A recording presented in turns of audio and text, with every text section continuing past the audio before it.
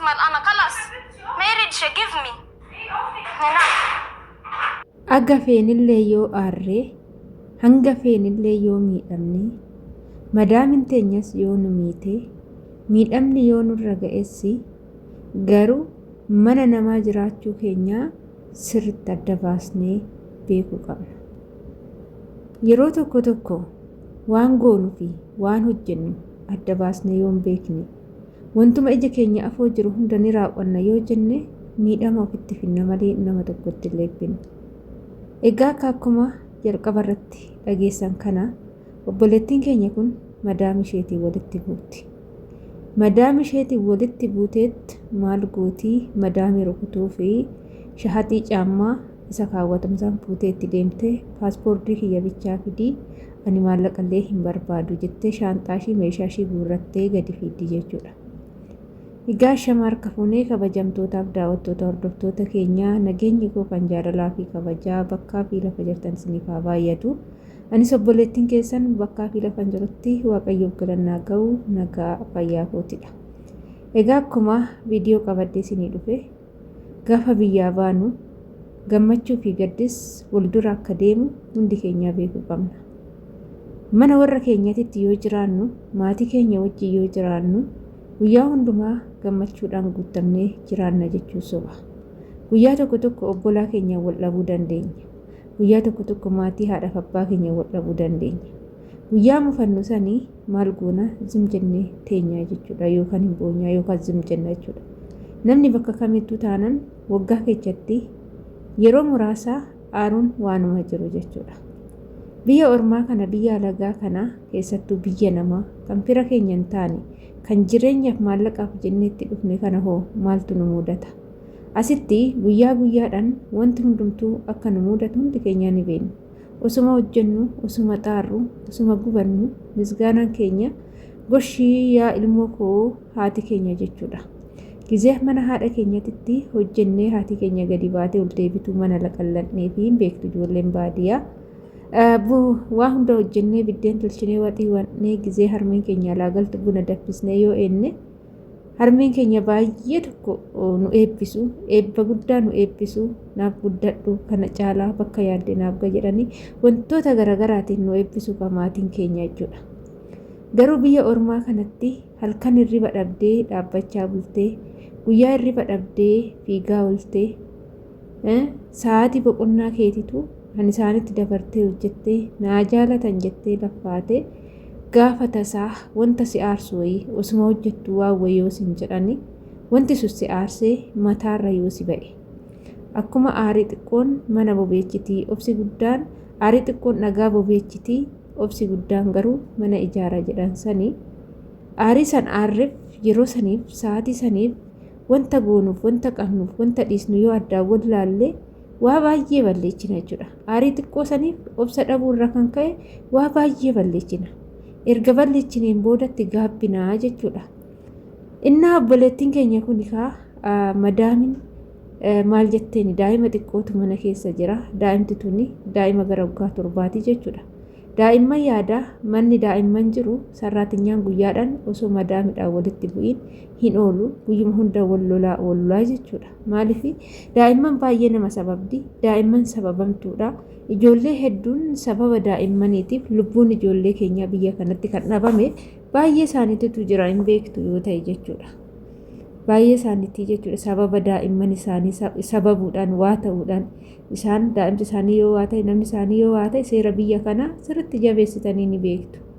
Innaa obboleettiin keenya kunis maal gootee walitti buutee jechuudha madaam ishiitiif yookaan hojjechiistu ishii tanaan mucayyoon daa'imti tun maal jettiin ishiin odoo hojiirra jirtu waanaa hojjedhu jetteen.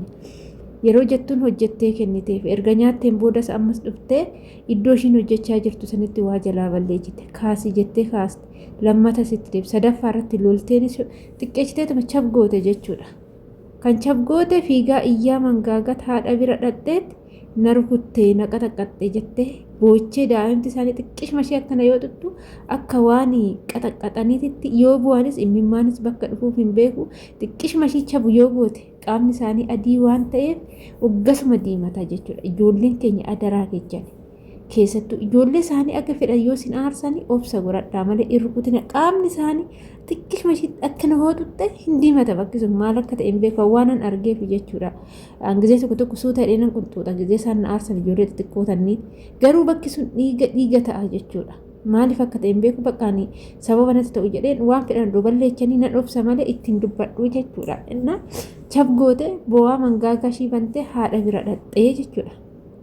Yeroo haadha bira dhaqxu haati argitee dhuftee laboobdee akkamitti jetteetti dubbatti.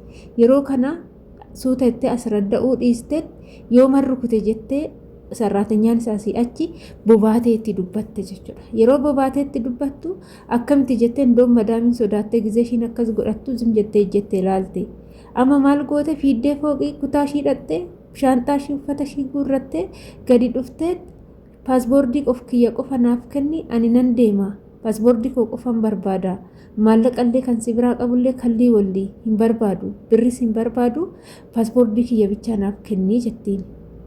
Mee amma hin jedhama.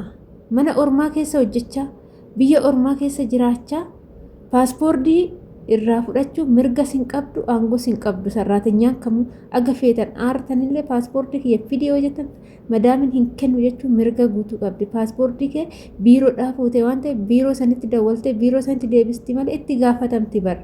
Sitti paaspoortii kente sim jettee yoo ta'e seerri bari hin gaafata beektu kana. Seeran jirta yoo ta'e kontiraata jirta yoo ta'e itti gaafatamti. Paaspoortii sii kennanii hoo paaspoortii irraa fudhattee hoo eecha deemti.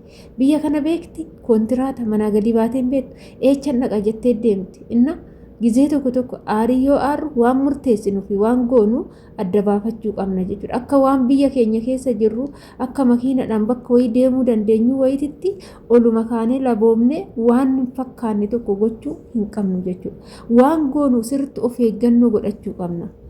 Malee as kenni paaspoortii kun nan deema jechuun amma sarratanya ofuma isheetii garagartee ofuma rakkoo ofitti fidde ofumaaf rakkoo ofitti uumte. Amma wanti ishiin goote kun hundu wanjalaadha.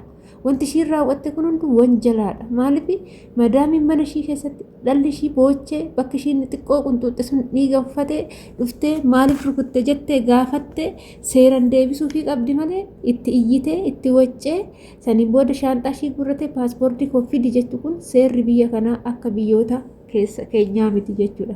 Seerri biyya kanaa cimaadha. Keessattuu seerri biyya Saudi Arabiyaa baay'ee biyyoota Arabaa hundarraayyuu seerri biyya Saudi Arabiyaa baay'ee cimaadha jechuudha. Ijoolleen as jirtan of eeggannoo gurguddaa aga feenillee taanu amalli biyyatti qabnu sun amala biyyarraa qabnu san fidannee biyya ormaatti galannee mana ormaa keessatti hojjechuu hin qabnu. Amala biyya ormaatti finne biyya keenyaa finne san xiyyaaruma gubbaatti gaduu qabna jechuudha. Nuti amala gaariidhaan deemuu qabna. Nama haarawaa ta'uu qabna. Gaafa xiyyaararra korru nama biraa ta'uu qabna malee akkuma nutti fakkaatetti akkuma nutti dhufetti wacuu iyyuu nurraa miti jechuudha kan eeggamu. Siniif galeemi kaayyoon manaa nu baase fuuldurri keenya maaliif akka maatii keenya irraa fagaanne maaf akka biyyaa baanee mana gandaa dhidhnu ija keenya fuuldura deemaa ta'u hojjechuudha malee akkuma nutti dhufeeni waan barbaanne goonee waan barbaanne balleessine biraa deemuu hin qabnu. Madaamitti sagalee ol kaafne haala kanaan dubbachuu hin qabnu. Akkuma fedhellee yoo aarre isaanitti sagalee guddaadhaan sagalee dheeraadhaan itti iyyinee hanga caammaa shafaxii lukatti kaawwannu fuunee madaamitti alaamnee nama rukutuuf akka jechuun sodaachifnu haala saniin gochuu hin qabnu. Kunin dogongora guddaadha ijoollee keenya. Boruuf immoo nama miidha malee nama hin fayyadu. Yaada kanarraa qusadhaa isiniin jecha egaa viidiyoo kiyyaa ammaa qabadee dhufee kanuma fakkaata. Turtii naa wajjin gootaniif galatoomadha. Hanga viidiyoo biraa walitti deemtu turtii gaarii isiniif haa ta'u. Mana kana laayik sheer gochuudhaan nu jajjabeessaa isiniin jechuu jaalannaa hordoftoota keenya. Kanuma fakkaataa turtii gaarii isiniif haa ta'u. Baay'ee.